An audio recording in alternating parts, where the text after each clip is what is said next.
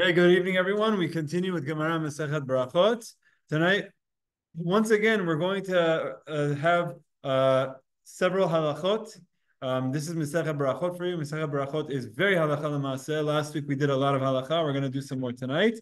We left off last week with a halachic discussion about tasting during a fast day, as well as making a bracha if you're only going to taste. That was one thing. I'd just like to put a small bow on that. And then we're going to get into different discussions of greeting people before shacharit, before you go to minyan in the morning, going and having a meeting, discussing things, going and having a conversation with someone early morning, and then more in general, taking care of things before you go to minyan in the morning, going to work, doing things, taking care of things in the morning. We're going to speak about early morning times. We actually discussed this a while ago, but that's the topic of tonight. And there's some other things that come up tonight, including we're going to see different discussions about greeting people, and then now we get it back to the Shema Yisrael and the third paragraph of Shema Yisrael, the paragraph of Vayomer. Do we always say it? Some people wouldn't say it during the nighttime; they'd only say it during the daytimes. So we're going to get into some halacha. There's just one thing I wanted to wrap up from last week. Last week we spoke about what the halacha, the Gemara spoke about Emet, tasting, and what we said is that it's permitted to taste on a fast day. And we said up until the shiur of a revi'it, which is about 3 ounces. And some say that's only if you're allowed to do it if you spit it out, but not if you swallow it. If you swallow it, it's going to be a problem. So to be strict, and some also say when we permit this for a fast day, it's not talking about one of the communal fasts. It's not talking about one of the fasts like Shiva Asar B'Tammuz that we have next week, right? Shiva Asar B'Tammuz is in a week from tomorrow. So it's not like that week from today. It's on Monday. Oh, today is Tuesday. Yeah, I thought today is Monday. Yeah, today is Tuesday. So next Tuesday night. Next Tuesday is going to be Shiva Asar B'Tammuz. So some say, no, this whole thing is talking about a Tanit Yachid, but not a full-fledged, bona fide Tanit Tzibur. Some say it's so obvious. So then for this reason, we don't do it. We don't do it, but there is some leniency for in certain situations when someone is fasting. If it's a Tanit Yachid to taste, again, it's a machloket as to whether, because based on what we saw in Shulchan Aruch says you're allowed to do it not on Yom Kippur and Tisha B'Av, which sounds like Shiva Asar B'Tammuz would be allowed, but again, not for swallowing. We're saying that that's only for spitting out. Okay, but the question about bracha, I saw the Kaf HaChaim discussing this about what about if I want to taste something. We spoke about this, right? A very simple example of tasting would be you want to get a sampler of ice cream. Okay, so this is what they say. If it's actual food, then don't have kavanah just to taste. Have kavanah to eat, right? So when you go to the ice cream store and you say, "Can I have a sample of this?"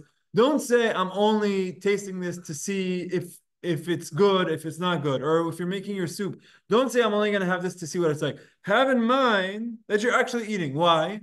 This way you don't get yourself into trouble. Because if it's not required, then you don't say a bracha. But then you can't say a bracha. If it's not required, then you can't say a bracha, right? You can't say a bracha on something that you're not supposed to. But if you have in mind, I want to eat, I want to taste, I want to enjoy a taste, however small it is. We saw Shulchan Aruch says, even if it's we saw the Rambam, if it's the smallest grain of rice, you would have to make a bracha. So if you ever go to an ice cream store and you want to ask for a sampler, in your mind say, I'm eating. Say she'akol and you eat it. But let's say there's a situation where it doesn't make sense for me to eat it. Let's say it's like something that's like raw and I'm just doing it literally for a taste, but I'm going to spit it out. So then you wouldn't be required. You would not be required if you're putting it in your mouth and you're spitting it out and you're not getting any hana'ah from it, like down the throat, you would not have to make a bracha. There's a big discussion about chewing gum. Did we discuss this last week? No. We didn't. We didn't discuss chewing gum. So there's a big discussion that comes on this topic. What do you say? Is chewing gum the same discussion as tasting? No. No. Why? What's the difference? There's flavor. Okay, but even if there's an opinion that says if you taste something and it's small enough and you're not doing it for food, but you're doing it just to see whether it needs more salt or more pepper, there's an opinion that says even if you swallow it, you don't need to make a bracha. Would that be the same for gum? There's constant taste. So what you basically you're saying is like this is not just taste, but this is really eating. No one chews gum and then spits it out, or no one chews gum to see what the flavor of the gum is. You're having it for flavor in your mouth, but eventually you're swallowing it. You are getting some benefit from it. Now that benefit, really the question is, if someone is chewing gum and he's spitting it out the whole time, does he have to make a bracha? The answer is probably not. So even if you're getting the hana of the palate, you don't have to make a bracha. The bracha is if you swallow. So anyway, if you're chewing gum, you should make a bracha. And if you're tasting something that it has real flavor, the way the Kaf HaChaim says, just have in mind that you're eating, and then you solve yourself all of these issues because you make a bracha because you're allowed to. But if this is a situation where it's literally you're making chicken soup, you don't even like chicken soup, you're doing it because you want to do shalom bayit for your kala one time asked you to make chicken soup, and you're very good in the kitchen. I don't know, are you good in the kitchen?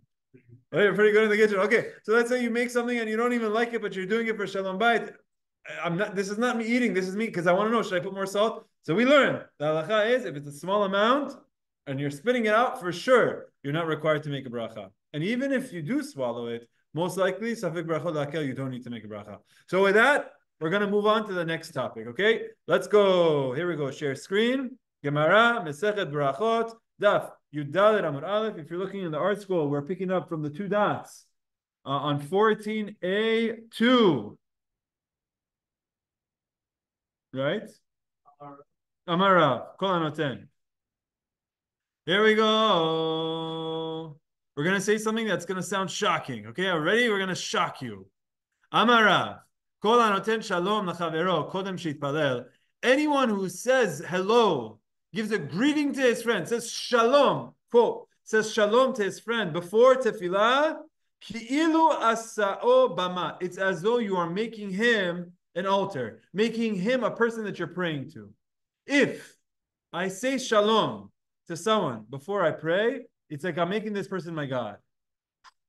Okay, it's a little bit strict. So what does this mean? That means if you're driving in the morning, don't say Shalom to anyone, right?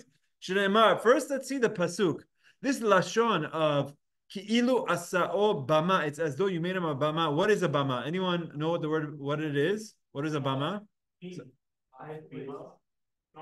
It's an altar. It's specifically, yeah, it's a platform on which sacrifices are brought, but not the mizbeach. So it's like a personal altar. You have an altar in your backyard and you're doing something to whoever you're doing something. So this is what a bama is. A bama, you are not allowed to do it. It's asur. There were times where it was allowed. When there was no Beit HaMikdash, there's certain private things were allowed. This is a Gemara Masechet Megillah. But right now, no, it's not allowed. You're not allowed to bring any offerings anywhere. Bama is a forbidden thing that's like viewed as almost like forbidden idol worship. So it says, if you say shalom to someone before praying to Hashem, it's like you're making this person an idol. It's like idol worship for this person. Okay? Shneimar, why? Look at this pasuk. We're going to take this pasuk and we're going to change one of the words. Chidlu lachem min ha'adam asher neshama be'apo. Separate yourself or cease, stop going to people that have that are neshama be'apo, meaning a person that has breath in his mouth, a mortal human being. Ki v'ameh nechshavu, because what importance does he have? Bameh means what? For what? For what? How do they translate it? For how little is he to be accounted? Yeshaya is saying, hey, you're going and you're thinking about other people. You're thinking about other people before you're thinking about God. Why are you going and honoring people instead of honoring God? What is this person worth compared to God, right? So you can imagine someone cares more about someone else than they care about God. That's a very negative thing. And the way Yeshayahu says it is, what is he worth? What is he accounted for that you're going to make God second place to this person? Al tikre bameh. Don't read it as bameh, which means for how. Ela bama, but read it as the word bama, and then you're reading the pasuk as don't go to people that are mortal human beings, ki bama nechshavu, because now you are considering him an altar. So the pasuk here is taking a play, doing a play on words, which the concept is the same. The concept is don't make God secondary to humans, But it's saying, and if you do, it's like making an altar to serve this person as idol worship. Ushmuel says, Shmuel says, you don't even need to go to this change of terminology. You could do it with the way the Pasuk is saying. The way the Pasuk is saying the same thing. Why or how did you consider him so significant and that you're putting God second place to him? So you have this Pasuk that says, don't go to people because then why are you viewing this person more important than Hashem? So you could either change the words, or you don't even need to. Shmuel says you don't need to. The idea here is that your first address every morning should be God, shouldn't be others. So we have a problem from our Mishnah. What is the problem from our Mishnah? Problem from our Mishnah is this whole discussion is saying shalom to someone else before tefillah. What is tefillah referring to? The Amidah. And what was all of our discussion of the Shema Yisrael? About in the middle of the Shema Yisrael saying hello to someone when can you stop? When can you break? Someone you fear, someone you honor, between paragraphs and middle paragraphs. This is all before tefillah, and you're saying shalom to people. So let's see, the Gemara says, Mativ Rav Sheshad, making a contradiction for this statement of Rabbi Emet, Rav and Shmuel say, don't say shalom to people before you pray. What do you mean? Rav Sheshad says, you have our Mishnah, between paragraphs, Rabbi Meir, for example, tells us that you're allowed to initiate a greeting. You're initiating a greeting for honor. I thought you said I'm not allowed to. It's Avodah Zarah. So, Targema Rabbi Abba, b'mashkim lapitcho. So Rabbi Abba says, you're right. You know what is an issue? B'mashkim lapitcho, when one sets out early to go greet him at his door.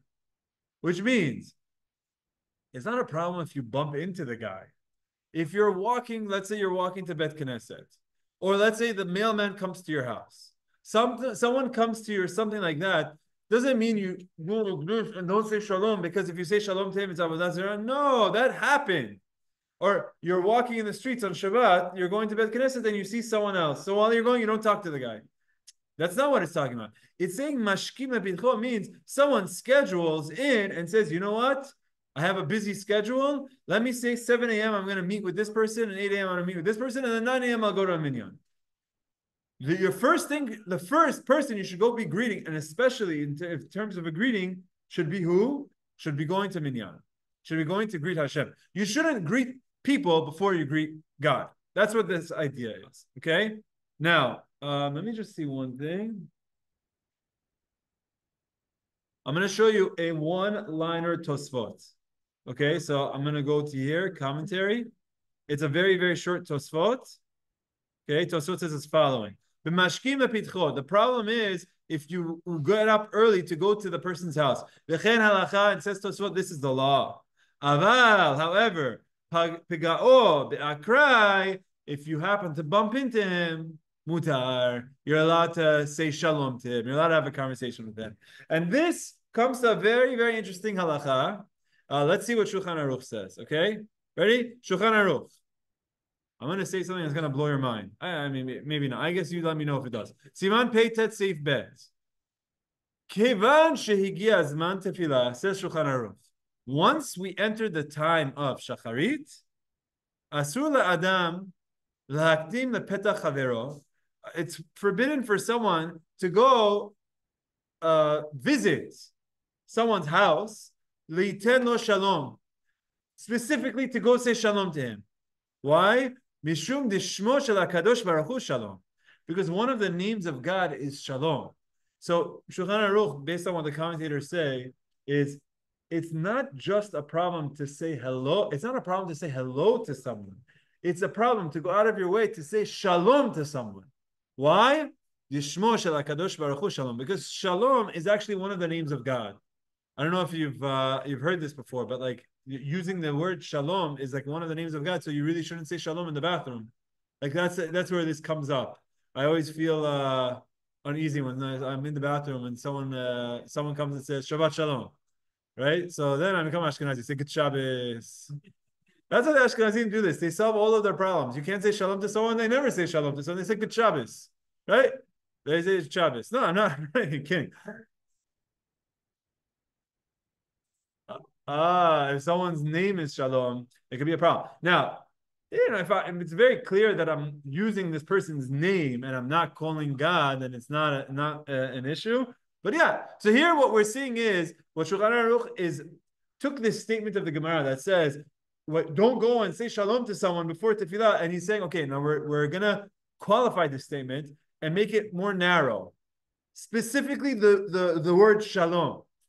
Aval, however. Mutar lomar lo, you are allowed to say to him, Safra damare tav, which means good morning. Safra is morning, tav is good, damare means you should have a good morning. Sovetun becher, as they say in Farsi, or top of the morning, however you want to say it. Va'afilu zeh. Now, but Shulchan Aruch says, but hold on a second. I got you out of a technicality here because you're not saying shalom, you're saying good morning, so it's allowed. But don't forget the spirit of the law here. Afilu zeh eno mutar. That's only if you really have to go. If something's going on and you have to go. But if you're not going to take care of something, you're literally going just to greet this person. Like you're not going because I have to go pick something up because I need to pick up my tefillin, so I'm going to go to the person's house and I have to pick up the tefillin. So in that situation, you say good morning, you're fine. But he's saying, but if you're going literally, you're going out of your way just to greet the person, afilu zeh lashon asur. You shouldn't even say this, which means, yeah, I'm getting you a technical, getting you a technical loophole, but don't lose the spirit of the halacha. The spirit of the halacha is you shouldn't be greeting others before you're greeting Hashem. Also, he says you shouldn't bow to him. Some say bowing is a problem at any point of the day, not just in the morning. You should never bow to people. It's like viewing them as a god. I don't want to go into this right now. Fine. Now, look at this. And some say some say even if you just bump into the person, it's not that you're going to his house, but you're just finding him in the shuk, which means you just see him in the street. Lo yomar lo ela tzafre demare tav. Don't use the word shalom. So some say it's only a problem of saying shalom if you go up to the person's house, but you could say good morning. You could say something else without going, if you're going to the person's house, as long as you're not going specifically for this, you're going for something else. But some say, no, you should not use the word shalom even if you're bumping into the person, right? Why?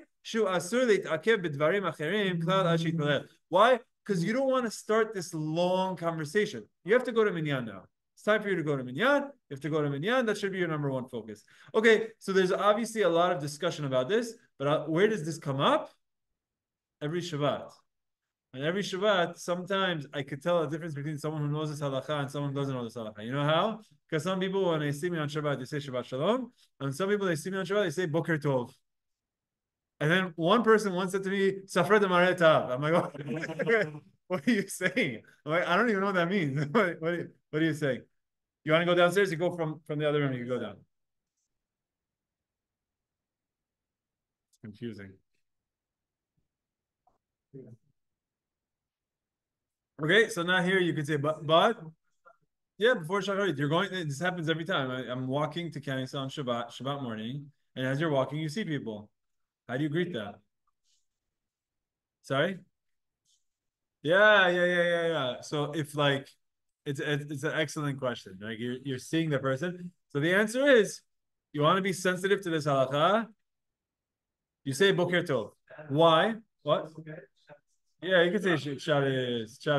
So why? Because again, it's technically allowed to say Shabbat Shalom. Why? Because we saw, according to that first opinion, it's only a problem to use the word Shalom if you're b'mashkim lepitcho, if you're going to the person's house. So if you're going to shiur and the Bet Knesset, it's not going to his house. You're not showing him extra respect by going to his house. You're going to the Bet Knesset. So you'd be allowed to use the word Shabbat Shalom. The thing is, the second, Yesh Omrim, Stam Yesh Halacha Ki Stam, really the halacha is like the first. But to be safe, the second opinion that Shulchan Aruch quotes, he says is that really you should never use the word Shalom before tefillah because it's the name of Hashem.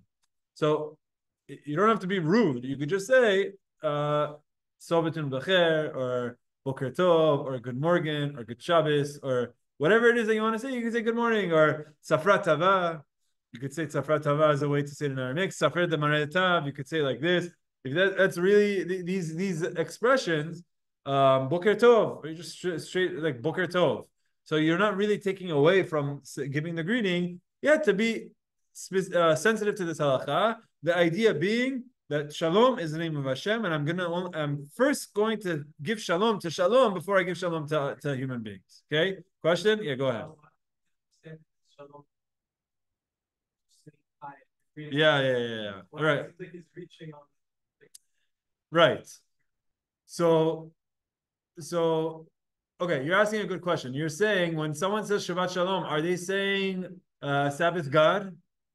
They're not using Shalom as the name of Hashem. They're saying it as a peace. So it should be peaceful. I think you should have a good Shabbat. It's the same thing. It's just become an expression for saying hello.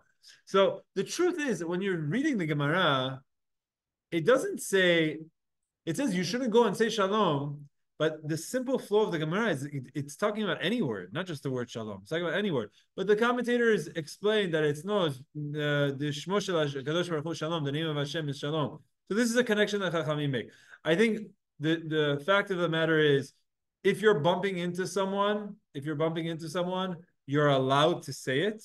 But the reason that Shulchan Aruch tells us is not to say it is to remind yourself that right now I shouldn't be engaging in deep conversation. This is what Shulchan Aruch says. Shulchan Aruch says, I'll show you those words one more time, and let's see how they translate it. One second. This is how they translate it. And some say, and there are those that say that even if one finds one's friends in the marketplace, meaning you bump into him, one should not say to him anything other than "Good morning, sir," since this reminds him that it is forbidden to delay with other matters until one prays. So it's almost like you don't want to use that word shalom just to remind yourself that, like, first thing comes first is tefillah. But back to Yoshua's point. So now you're going to a Bet Knesset and you're going to be learning with the person. If you're saying shalom, is it really a disrespect to Hashem? No, because it's not mashkim lepicho. You have what to rely on by using that word, but it's just a matter of being sensitive of changing your words, and the change of the words is really not going to make any difference. I don't think anyone's going to be offended because you said good morning, or you said boker tov, or you said whatever language it is. Yeah.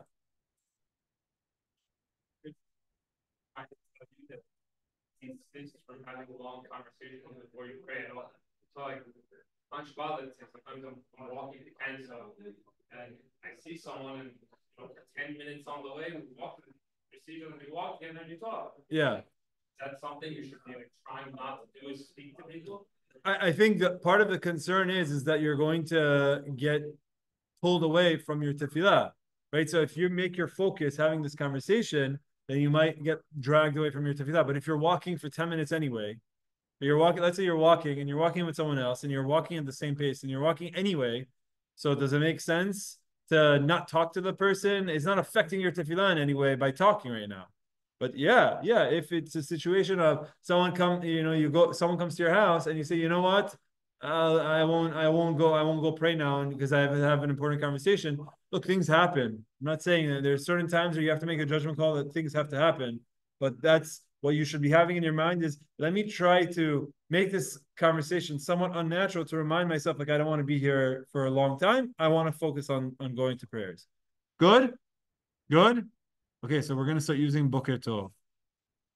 Boker Tov. Now, Mr. Andrew already explained to you in his last question, the segue to the next question. Amar Rabbi Yonah bar Amar Rabbi Zera. We have a very similar concept. Kol ha'oseh chafatzav kodem sheitpalel ki'ilu bana bama. Anyone who is taking care of their personal affairs before they pray, it's as though he built an altar. So it's the same concept as the previous halacha, but now it's getting extended not to going to someone's home and give them a greeting, but really to take care of your personal things. I don't know. We've spoken about this in the past. If what you're doing is somehow preparing you and helping you to go to do your tefillah, then it's okay. Like the famous example that's given is person wants to shower in the morning.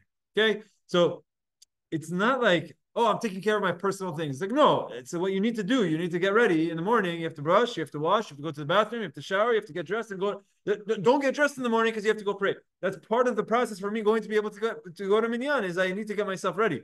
But let's say there are things you could schedule in the morning before tefillah or after tefillah. You should be scheduling things after tefillah, right? I don't have this problem because I don't go to the gym. But if you're someone that goes to the gym, I don't have this issue, right? So Baruch Hashem. But let's say you're someone who goes to the gym and you have the option of going before minyan or going after minyan. That's the type of thing where you should do after minyan. Now, if you say, hold on a second, if I'm going to go after minyan, then I'm not going to shower, then I'm going to go to bed in the morning and I'm going to smell when I'm going to minyan.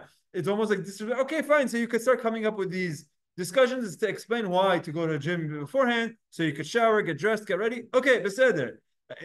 Talk to someone that actually goes to the gym. Maybe you could have a more. You could discuss this, or shaving. That's another example that comes up. Like I I'm going to minyan, and then after minyan I have to go to work, but I don't have to shave. Do I need to shave for minyan? I don't need to shave for minyan, but if I don't shave, then I'm not going to go to minyan. It's like, okay, so these are things to keep in mind, but there's a sensitivity here that a person should not schedule minyan after doing a bunch of other things, right? So taking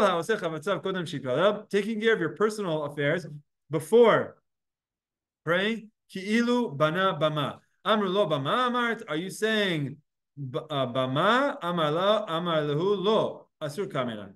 Okay, this is they put in parentheses, right? Yeah, exactly. Because there's like different girsaot, and this we just take this out.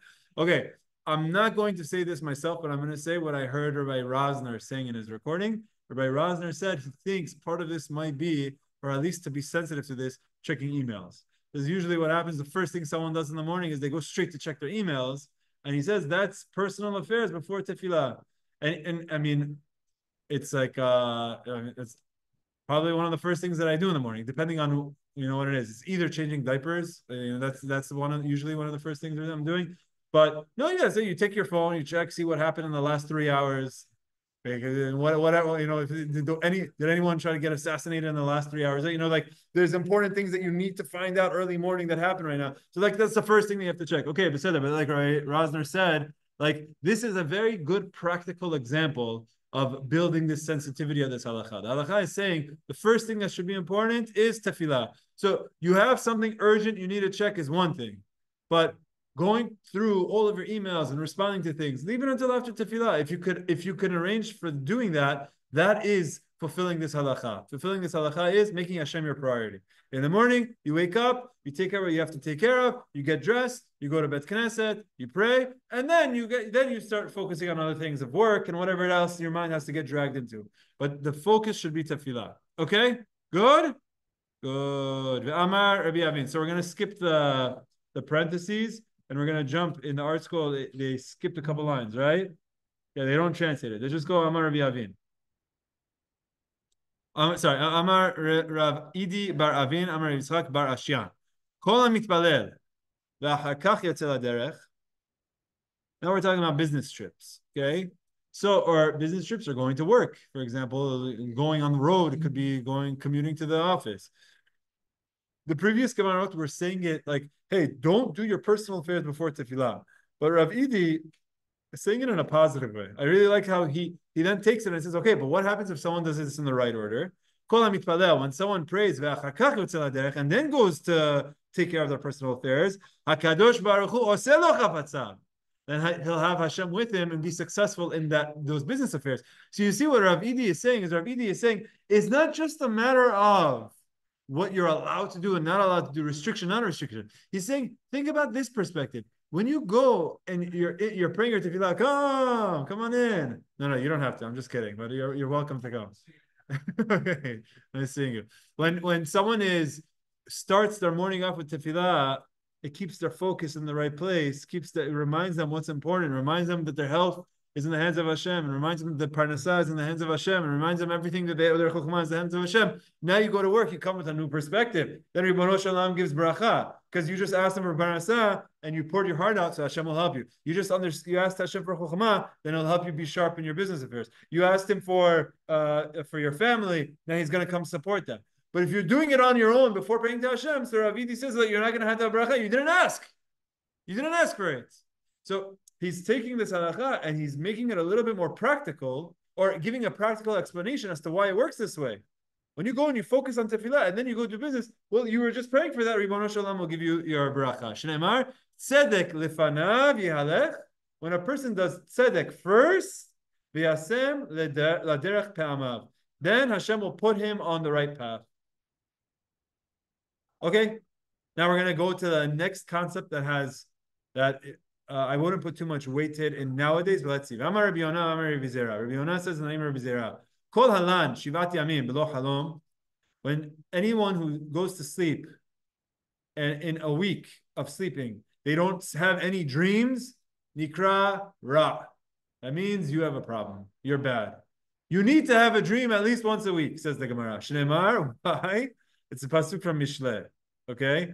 Look at this pasuk from Mishlei. The pasuk in Mishlei says, V'savei yalin, one who goes to sleep at night, satisfied or satiated or full, savea means satisfied, bali paked ra, will not be called bad. This person is not bad. Someone who goes to sleep at night, satisfied, nothing bad is happening to that person. Meaning, if you could go to sleep at night and you're satisfied, Baruch Hashem, you're not having bad things happen to you. But now we're going to do this another time. We're going to change a word. The word savea yalin, shneimar v'savea yalin ba'di, because atikir savea ela sheva. Don't read this word as savea, going to sleep, satiated, and then you won't have anything ra. We're reading this now as this sheva yalin, someone who sleeps for 7 days and bali paked, and Hashem does not come visit him, ra, the person is bad. Obviously, this is not what the pasuk is saying, because the word is not sheva. The word is savea. You're taking a word and you're changing it, and you're changing the meaning of the word. So obviously, that's not what the simple meaning of this pasuk is. But what Rabbi Yonah is saying is like this is an important concept, and here is a pasuk that hints to it, because it's written this way. It could have been written another way. Why is it written this way? Because everything in the Torah and the Tanakh has multiple layers. There's one layer called pshat, is the simple meaning, but then there's drash, there's another meaning. And this is indeed what Rabbi Yonah says is another meaning. So what does that mean? If you don't have a dream in a week, you're bad. Anyone want to take any guesses as to what this means? Oh, okay, very good. Very good, yeah. You're overworking yourself. Explain. So why wouldn't you have dreams? Oh, excellent, excellent. So you're okay. So you're saying you're explaining this with biology, with science, and you're saying a person needs a certain amount of sleep, and if you go through for a full week without getting a good night's sleep, that you end up in a dreaming state, then you're not taking care of yourself. You're robbed because you're not taking care of yourself. You're overworking yourself, as you said, and that's bad. You have to take care of your body. Andrew, what was your answer? So you're taking dreams not as what happens necessarily. You're talking about dreams are like conscious dreams that I have of like a goal. You're saying if you don't have some aspiration that you're dreaming for, but life is just like, I come, I go, 1 week has passed and I don't care if I don't have anything that I'm looking forward to. So you're saying, okay, that's not proper. You should have some aspirations. So see, both of you, Adam is explaining it as like a health issue. You're explaining it as like a motivation issue. You should be motivated. You should have dreams. You should have aspirations. Yes. Negative, that used to be like if you our internal desires really want, and if we don't have dreams, then it's hard doesn't, because we're not during our week, we're not doing anything that our thinks that needs to come at us during our dreams. I think you're getting there pretty deep. I don't know if I'm reaching it. No. You're getting somewhere deep. I need to hear this one more time. Okay. So say it again. You're saying dreams are you're like the thoughts that you have during the day that you're bringing up. Your internal desires. Okay. Yes. So if you're going throughout your week and you're not doing things that you should be doing, then the Sahara has no reason to come at you during the dreams. Okay. So I'm gonna try to say this back. Tell me if you agree. Dreams are certain thoughts and feelings and emotions that you're suppressing. Let's say you have some sort of a thought and a feeling and you suppress and it comes out in the middle of the night. But if someone doesn't have dreams, that means they're not suppressing anything. That means everything goes during the day. Is that right? Or am I? No, that's not what you were saying. So that's my answer. Okay, so then, okay, I'll give my answer. Your answer is one more time. Let me make sure I get this. You're saying your dreams are what? guess like the things that are really in the back of your head. Things that you're thinking about. Yeah. Okay, okay. And they come out in those dreams. But if you're not doing what you're supposed to be doing throughout the week, then the Yetzer has no reason to even give you those dreams. So you're saying the dreams are the bad thoughts that you have that you're involved with. Or no, that you're not involved with, that you're not involved with. You're not involved with. You have bad thoughts, but you're not doing them. So then the Yetzer Hara says, let me just remind him what it's like. So then in the middle of the night, the Yetzer Hara comes, takes over the dreaming patterns. It says, put bad things in there. So put this thought in his mind. But you're saying the Yetzer Hara already won, so he doesn't need to spend time on you. He doesn't need to spend time on you. So, okay, I think this is a little bit similar to what I'm saying, because there is this idea of like dreams are things, thoughts and feelings and emotions that you're suppressing and they come out during the night. But like similar to what you're saying, you're not suppressing them. There's nothing that needs to come out. It's already out. You're doing whatever you want to do in it. So what do I need to have a dream for? Okay, that's another idea. Very good. Any other ideas? Yeah, sort of adding to what Adam and Andrew said, I see it. Whereas if you're not dreaming and you're not focusing on your life, you're sort of just floating around aimlessly. You have no subconscious. Uh-huh. There's nothing to even think about. It's just doing aimlessly. Dreams come from thinking. Yeah. Today. Beautiful. Dreams are because you have thoughts going on in your mind. If you're not having dreams, what does that mean? That means you're not using your brain to its fullest capacity. You're not thinking creatively. You're not doing things. You're just thinking by rote. So there's no thoughts to think about at nighttime. Okay. Anyone else? Yes. So finally, we had one positive answer. All of the answers are because things are bad. You're not getting enough sleep. You don't have any dream. You're a bum. You have no thoughts. Everything about your life is terrible. And now you're saying, no, a dream is a way that Hashem is coming to you. And if Hashem is not visiting you with a dream, then that's a problem. Why is that? But now dreams, we're saying dream is a form of nevuah. The person hasn't gotten a nevuah. Hashem hasn't spoken to him in a week. Now the problem with this is like, we've had this discussion with Rabbi Ben Chaim, and I think Rabbi Ben Chaim says it like this: 95% of dreams are complete shtiyot.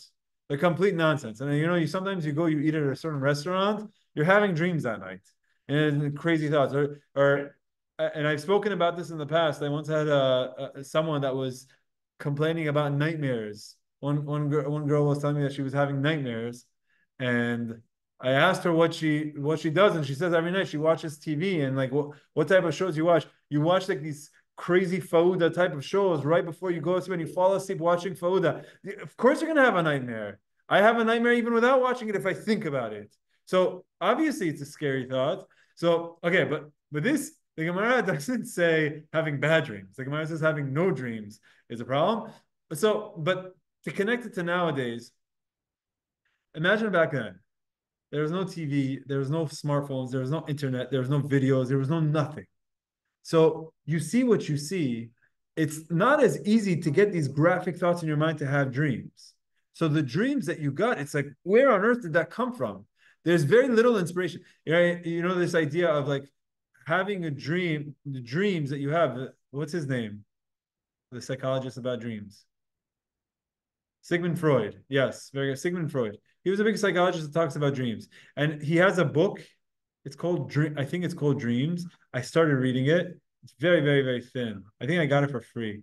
It's a very thin, small book. Sigmund Freud on dreams or something. And the idea there is that he says at the very beginning is like, these are thoughts of our subconscious. Or I think he calls it the unconscious. What's it called? Freud on dreams. It's not how you spell it. The interpretation of dreams. Okay, let me just share my screen.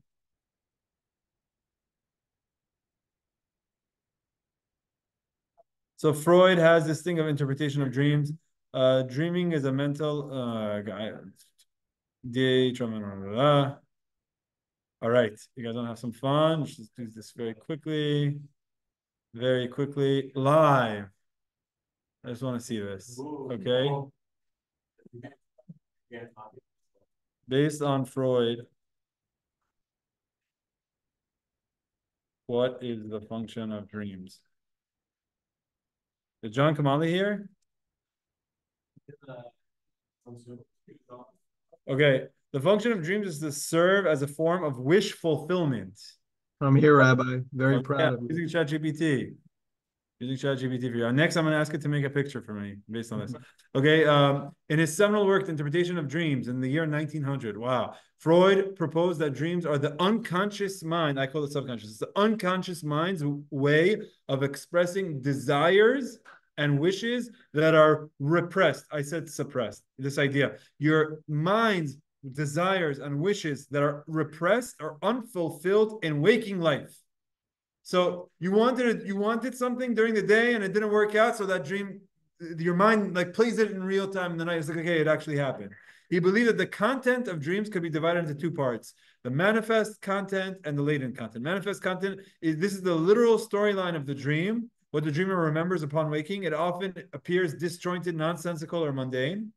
The latent content, this is the hidden psychological meaning of the dream. According to Freud, it represents the unconscious desires, thoughts, and motivations. The latent content is often disguised through a process called dream work, which transforms. In other words, what he basically says is that you have a dream about someone, but that someone is not the person that the latent content is about. So you could have a dream, and in this dream, someone dies. But in your mind, it doesn't even have to be that person that dies. It could be that your mind was thinking about something else, about someone else dying, or about something else dying. So it's like variables are interchangeable. And that's why sometimes when you're dreaming, you're thinking about one person, and then that person changes to someone else, and it changes to someone else. Okay, this is enough psychology for one night. But why am I saying this? I'm saying is that there definitely is this idea that dreams are thoughts coming out. So what Rabbi Chaim says, Rabbi Chaim quotes him, and he says how many dreams is just nonsense. If you see nonsense during the day, then nonsense comes out at nighttime. You see some dirt during the day, dirt's going to come out at nighttime. This isn't Hashem giving you nevuah. This is if you feed, there's like a big saying in the world of data analytics. It's called garbage in, garbage out. If you put garbage into your model, you're going to get garbage out of your model. If you put garbage into your brain, you're going to get garbage out of your brain. Your dreams are going to be garbage dreams if you see things that are garbage. But back then, they wouldn't see so many things. So back then, it was believed if someone is having a vivid dream or a graphic dream about something, it was some form of nevuah. So Rabbi Chaim says, dreams are 99% nonsense, but there is 1% of it that is some form of a nevuah, and he gives us examples. He gives us examples of, I think he told us an example with himself. I don't want to misquote, but he told us an example of someone that wakes up in the morning and says, like, I need to call this person, something's wrong. Or someone says, this person came up to me, and I know this person is going to have a baby girl, or I know like this type of thing. Sometimes there's some truth in there. So the way Rabbi Chaim says, 99% of dreams are nonsense, 1% of them are nevuah, and that's the 1%, Jared, that our Gemara is talking about. That there is some potential of nevuah there. There is nevuah nowadays. Okay, there's not nevuah. No, there's definitely no nevuah. And if you are having dreams, you should not view it as in any form of sense that this is now a prophecy. Unless you're ready to be a prophet, you shouldn't view yourself as a prophet. But we're actually going to spend a lot of time in Gemara Masechet Berachot, Daf Nun Vav, which will be there hopefully this decade. It's going to be we'll get there this decade for sure. Bli neder. It's a lot about dreams and about the interpretations of dreams, and there's a lot of discussion about how often dreams and the interpretations of dreams are self-fulfilling, which means if someone has a dream and the interpretation of their dream is, wow, I'm going to have a successful day. So they have an extra sprint in their step, and they go and they do extra things, and they maybe take an extra risk, and they do something out, and they go and they ask out that girl, and then all of a sudden before that happens, the dream gave them the energy to go do something. But if someone has a dream, and then in this dream, they view it as a negative thing, so that they say, oh, I have to be very careful, so that I'm not going to take the extra steps. I'm not going to go out, and I'm not going to take the risk. I'm not going to do that. And this is what ends up happening. It becomes self-fulfilling. So this is a very important concept we'll discuss later. The Gemara says how everything goes after the interpretation of the dream. Because it's not so much the dream, but it's the interpretation, because the interpretation ends up having some impact on your life. So if someone's interpretation of the dream is my life's going to be bad, they're going to manifest that, and their life's actually going to be bad. Whereas, and it doesn't have to be a supernatural thing. It could be very basic psychological cause and effect. Question? Someone here had a question? No? I think we spoke enough about dreams, but this idea here I love this. I think we had a panel here of 5 answers. I think we have a panel of 5 answers. Someone write it down. I know someone, people who take notes. Oh, okay. So Josh has a comment on the notes. Is it possible that the 1% nevuah can happen in a dream of someone who is not at a Navi level? So Josh, to answer your question, excellent question. Josh is asking, like, is it possible for anyone to get nevuah? I think the answer is no, not nevuah. None of this is going to be a nevuah sense. But could there be some sort of a way of Hashem sending a message? It's possible. Yeah, it's possible. Nevuah is a process of a person. They have to prepare themselves. They go into some sort of a state of a trance. The Rambam speaks about it. So I wouldn't use the word terminology nevuah. But is it possible that somehow Hashem is speaking to someone through a dream? Yes, it's possible. Of course, it's possible. And that's, you see how the Gemara does view this positively.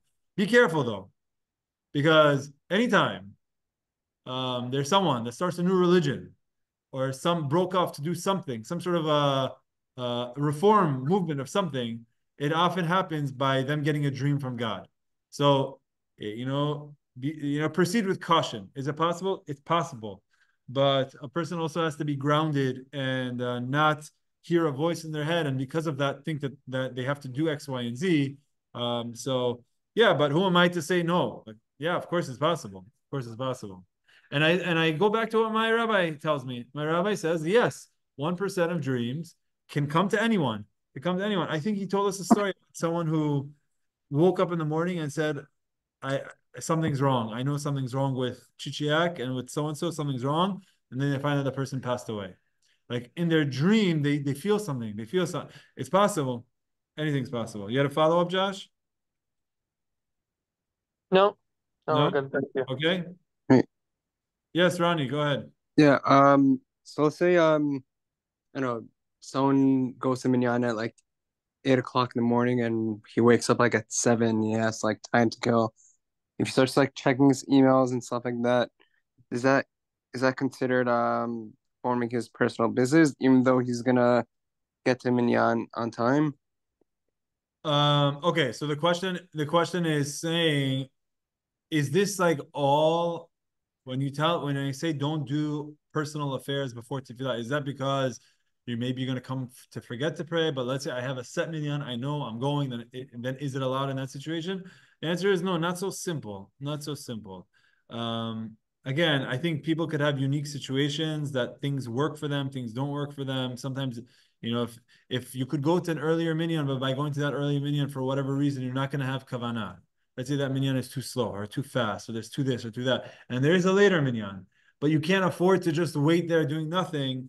So a person could use that time to study Torah. But again, I think there could be ways of answering, but very simply, I don't think that that's what the Gemara is saying. I think the Gemara is saying is that you should not be involving yourself with personal affairs before praying. That should be your number one goal in the morning. Again, things happen. There's Hashem, you'll have kids. You'll know that there's certain things you have to take care of in the morning. The kid wakes up in the middle. You're gonna say like, no, don't give your kid a drink, or don't give your kid a breakfast, or don't change the kid's diaper. Why? Because I have to go to me. What are you talking about? But you can't like. But when you're building a schedule and you're arranging things, your number one thing in the morning should be tefillah. Does this apply also to the top? I heard before that you're not allowed to have like a meal before mincha. Completely different halachot. There are halachot about not having meals, but that's it's not related to this, but it's a relevant point. There are certain things that you shouldn't be doing in a certain time because you might come to forget, you might come to lose. So as you enter mincha time, you shouldn't do certain things because by doing them, you might come to forget to pray. That I think is different than this. I think this is telling us Cheftzei Shamayim should come before Chefzecha. You should be thinking about Hashem before you think about your personal affairs. Again, everyone checks their emails in the morning, but I think it's just the sensitivity to keep in mind. The sensitivity to keep in mind that right now, my number one focus when you wake up in the morning, you have to, whatever is, let me go pray. Like that should be your number one focus in the morning. Tefillah. Okay, good. Let's keep going. Let's see what time it is. Oh, enough of this. Okay. Oh, excellent. Why is someone bad if they don't have dreams? So it seems like the Gemara here is assuming that having dreams is visit from Hashem. So it seems like that's what the idea. But I think all of the answers are correct. I think all five or four. I can't remember if we have 4 or 5 answers, but they all make sense. Not having dreams could be symptoms of another issue. Either you're not taking care of yourself, or maybe you're not suppressing anything, so there's nothing to come out, or maybe you don't have dreams and aspirations for life, and you're just a bum without not thinking much, right? That's what you're saying. But I think all of these could have truth to it. But when you learn these Gemarot, you also have to take it with a grain of salt. This is a midrash. You're taking a pasuk that says Savea Yalin, you're changing it to Sheva. It's a midrash. This is not a halacha. This doesn't mean that if you went to sleep for 6 nights without having a dream, on the 7th night, you need to take some sort of a illegal something so that you could hallucinate that night. Right? Like all of a sudden, I need to have a dream tonight, so let me take some sort of a thing to hallucinate. Obviously, no one can control it. So that's where it's like, if you really want to take this Gemara as a understanding that if Hashem doesn't come appear to me once a week, we're not all Nevi'im. Like, so what do you want from me? So that's why I like these answers of like, no, there's actually some feedback for you to take. You should be thinking, you should be, taking care of yourself. Yeah. Well, it says here, Yes. it says something a little different. I'm saying that dreams, kind of flipping it a little bit, saying that one who fulfills himself with words of Torah before going to sleep will not have dreams that inform him of unfortunate tidings. What are you reading? Your Mishle. Okay. Excellent. So Adam is saying there's another explanation on this pasuk in his book of Mishle that happens to be our next Gemara. That's another Gemara. Okay, so Adam gave you the spoiler. Let's go ahead and see what this Gemara that is quoted in the article. This is a good Gemara, because this one, they're all good Gemarot. But this one is something that you could put into practice exactly as you're saying. Okay. Amar le Ravacha b'rei de Rabbi Chia bar Abba. Hachi amar Rabbi Chia bar Amar Rabbi Yochanan. This is the following statement on this pasuk. Kol hamasbia atzmo. We are going to use the word savea as satisfy. But anyone who satisfies and satiates himself midivrei Torah, from the words of Torah Velan, and goes to sleep, en mivasrin oto besarot raot. He will not hear bad reports. He will not get bad tidings. Now, as they're already saying, in his dreams, he won't have bad dreams, right? But this Gemara is saying he won't have any bad tidings. He won't get any bad news. Shneimar v'savei yalin, when someone goes to sleep, when they're satiated with Torah, Bali pakedra, they won't have any bad dreams. So I want to explain how there's 2 ways to understand this Gemara. This Gemara is saying that the pasuk is v'savei yalin, when someone goes to sleep at night, Bali pakedra, they won't be visited with bad. Now you could either say that says, take the word savea, change it to sheva, which means if for 7 days you sleep and you don't get visited, you're bad. Or you could say, no, someone who goes to sleep satiated with Torah, then they will not be visited with bad. Now, when you say you won't be visited in bad, that could either mean in your dreams, meaning you won't have bad dreams, or it could be you're not going to get any bad news during the day. The way they explain it is related to the dreams. You're not going to have any bad news.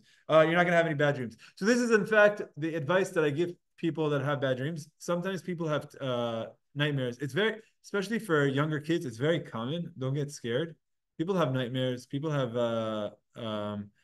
night terrors, or what do they call it for kids? Night terrors. Especially as they're growing, their minds are developing. These things, they happen.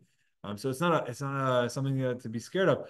But if someone is consistently having bad dreams, there's a couple of things that they could do. They could do called hatavat chalom. There's certain tefillot that they could say. One of the things is stop watching fauda before you go to sleep, and instead savea yalin bali pakedra. Go to sleep at night with Torah in your mind. This is why the last thing we say when we go to sleep is Shema Yisrael Alamita, Kriyat Shema Alamita. You're putting Torah in your mind, and this is something that's going to satisfy. It's something that your mind will be thinking about. So you're only going to have good, positive thoughts, Be'ezrat Hashem. Okay? Okay, question. I hesitate to go for. You know what? I'm going to go forward so we could turn the page. So at least we could say we turn the page. Okay. So we're now going back to the discussion of our Mishnah. If you recall, one of the questions of our Mishnah was there's discussion of between paragraphs and in the middle of paragraphs. Can anyone remind me for Shacharit, what was between paragraphs? What's considered between paragraphs? Very good. Between the Berachot of Kriyat Shema, which means between the first bracha and the second bracha, and then between the second bracha and Shema, then between the end of Shema, which is the end of Hafta and Vehaya, between the end of Vehaya and Vayomer, then the end of Vayomer and Emet V'Yatziv, and that's it, right? And at nighttime, it's also between Gal Yisrael and Hashkivenu. But then Rabbi Yehuda came and said, between Adonai Elohim, Ani Adonai Elohim, meaning at the end of Vayomer, the Emet lo yafsik. A person should not separate at the end of the third paragraph of Shema and Emet V'Yatziv. They should not separate between those two. Between Vayomer and Emet V'Yatziv, never separate. The other ones you're allowed to, as described, if it's for honor or if it's for fear, you're allowed to think, but not Vayomer. After Vayomer, before Emet V'Yatziv, don't interrupt. Okay? Now, let's see what the Gemara says. Amar Rabbi Abahu, Amar Rabbi Yochanan, Halacha Rabbi Yehuda.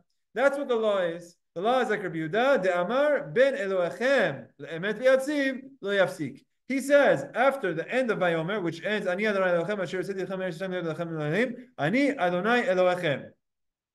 That's the end of it.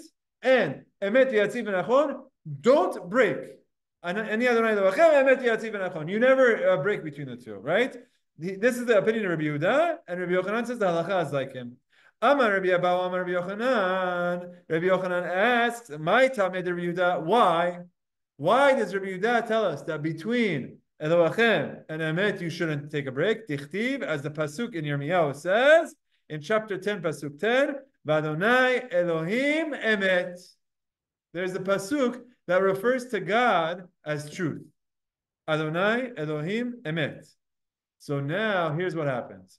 That pasuk is telling us that Hashem is true. Now in the Shema Yisrael, Ani Adonai Elohim, Ani Adonai Elohim, Emet V'Yatziv V'Nachon. This word Emet, says Rabbi Yehuda, is part of the next bracha, but it's also connected to the fact that Adonai Elohim Emet. Hashem is truth. So since you want this word Emet to play dual roles, you want it to be that Hashem is true, and you want it to be part of the next bracha, don't stop and interrupt between these two brachot. That is the opinion of Rabbi Yehuda, and Rabbi Yochanan says the halacha is like him. Okay?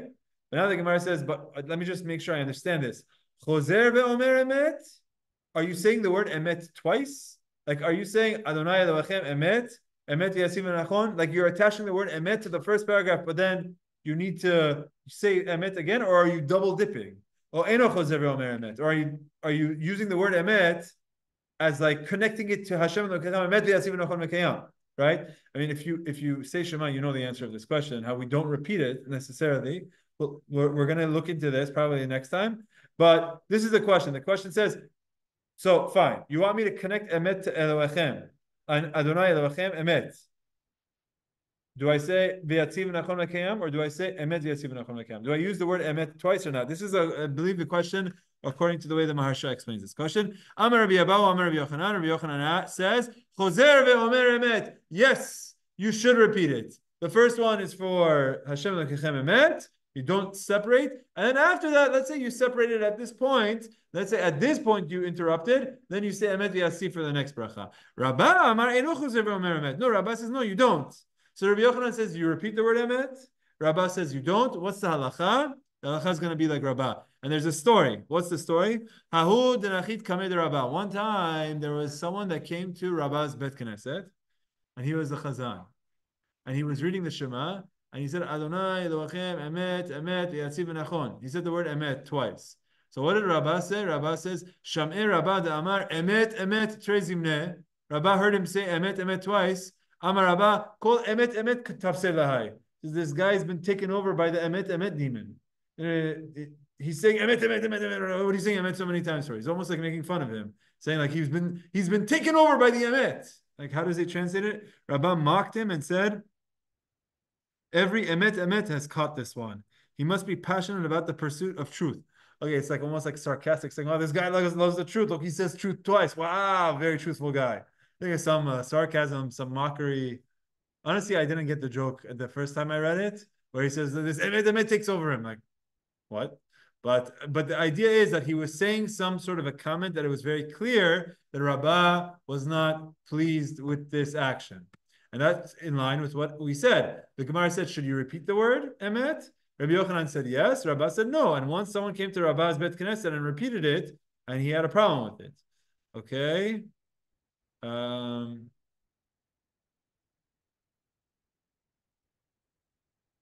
Yeah. Yeah. Okay. Let's pause here for a question for a second. We'll speak about this next time. We're going to speak about this practice of like saying emet at the end. But essentially, the practice is that the word emet belongs to the next bracha. Emet v'yatziv v'nachon v'kiyam v'yashar. That's part of the next bracha. You guys know that or no? Here, let's do this. No more ChatGPT. Let's come here. Texts. Let's go to the Sidur liturgy. Edut HaMizrach. Although it's the same as true for the Ashkenazim, they have the same Sidur. You know, sometimes I'm going to use the Ashkenazi Sidur just to show us both ways. But here's Ve'afta, Ve'haya, Ve'yomer. This bracha, V'yatziv, V'nachon V'kiyam, it actually doesn't start with the word V'yatziv. It starts with the word Emet. This word Emet, you will not find in the Torah at the end of Parashat Shalach. The end of Parashat Shalach is this paragraph of Vayomer. This paragraph of Vayomer ends, Adonai, Ani, Adonai Elohechem, period. That's the end of the parasha. This emet belongs to the next bracha. What happened was, we were discussing what's considered ben prakim, because ben prakim, you're allowed to initiate greetings sometimes. You're allowed to initiate greetings to certain people. The way we had the halachot, you're allowed to initiate greetings between paragraphs. And we said, well, what is between paragraphs? We said between paragraphs is between the first paragraph and the second paragraph, between ve'ahavta and ve'haya, and between Hashem Elokechem Emet and Emet Hashem Elokechem. Sorry, between Vayomer of Hashem Elokechem and Emet. But Rabbi Yehuda says, no. I don't want you to split between those two. The Gemara says, why not? You're splitting between all of the other paragraphs. You're even splitting in the middle. Sometimes you're in the middle of a paragraph. You're greeting or responding to a greeting. So now you say between these two, not. Why? Rabbi Yehuda is teaching us this because this word emet, we want it specifically to connect it to Hashem Elokechem. The reason we want to connect it to Hashem Elokechem is because of the pasuk in Yirmiyahu that says Hashem Elohim Emet. So you want to connect it to Hashem Elokechem Emet, similar to what you have in Yirmiyahu, to say that the word emet is also referring to Hashem. And once we say that, what we're learning is not only are you not allowed to break greetings, but you shouldn't break at all. And it should be smooth. Hashem Elokechem Emet. Go smooth without taking any breaks. And in fact, when we say the Shema Yisrael, that's what we do. We say Hashem Elokechem Emet. We're going to speak about next week, hopefully, a little bit about this repetition. Well, I'd like to Choser HaChazan ve'omer Hashem Elokechem Emet. The fact that you're repeating why we do this repetition, because when the Gemara says, "Do you repeat it?" It wasn't asking this. It wasn't saying, "Do you repeat Hashem Elokechem Emet?" It was asking, "Do you?" The way that I explained it, the way the Maharsha says, "Do you repeat the word emet twice?" And that's the machlokah between Rabbi Yochanan and Rabbah. Rabbi Yochanan says, yes, you say the word Hashem Elokechem Emet v'yatziv v'nachon. Rabbah says, no, you use it to double dip, but you go fast. You say Hashem Elokechem Emet v'yatziv v'nachon v'kayam. And one time there was someone that came to his Bet Knesset and said the word emet twice. He mocked him. He said that's not the proper way of doing it. Okay, so let's just do a quick recap for tonight's shiur. What did we learn tonight? We started by talking about by recapping the tasting halachot, but then tonight, what was the first halachot that we learned about? Quick recap. Tasting, which was like, ending off last week's class. Very good. We said about tasting, how you should, if you're going to actually swallow it, you should just have in mind to enjoy the food. So this way you can make a bracha. But if you're not going to, then you really don't need to make a bracha. Okay, next. A person before tefillah, it's like you're very good. You should not greet a person. You should not give shalom to a person in the morning before tefillah.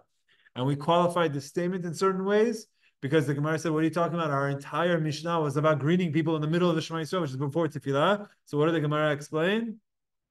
house. Yes, that's mashkim lepitcho. That's if you wake up early to go visit the person in their home to say shalom to them.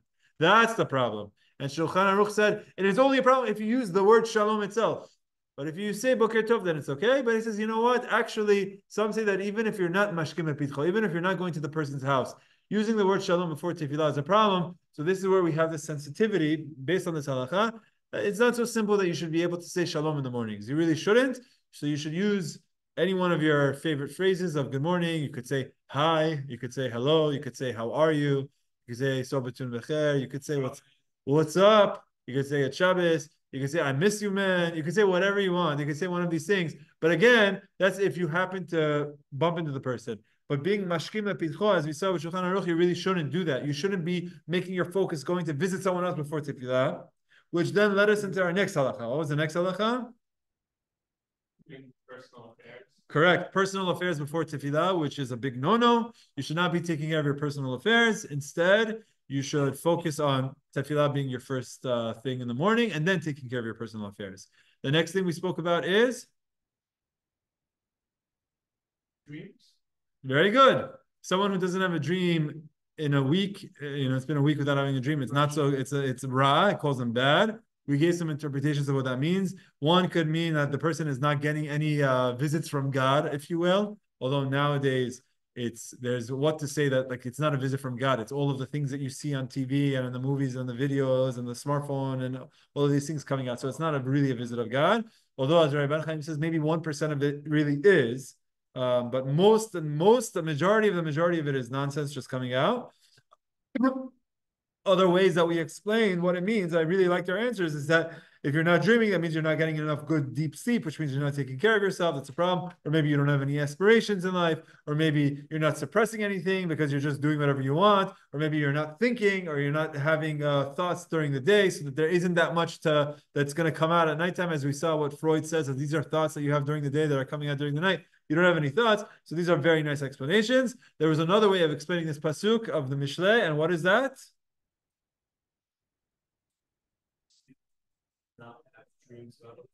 Very good. Someone who goes to sleep satiated with Torah won't have any bad dreams or won't have any bad news, period. Won't get any bad news, teaching us the importance of going to sleep with Torah being the last thing that puts us that goes to sleep. By the way, if you ever have any trouble going to sleep, all you need to do is open a Gemara, and then before you know, you're going to be knocked out. I was going to say, oh, whoa, quick, give him what's the pill that puts you to sleep?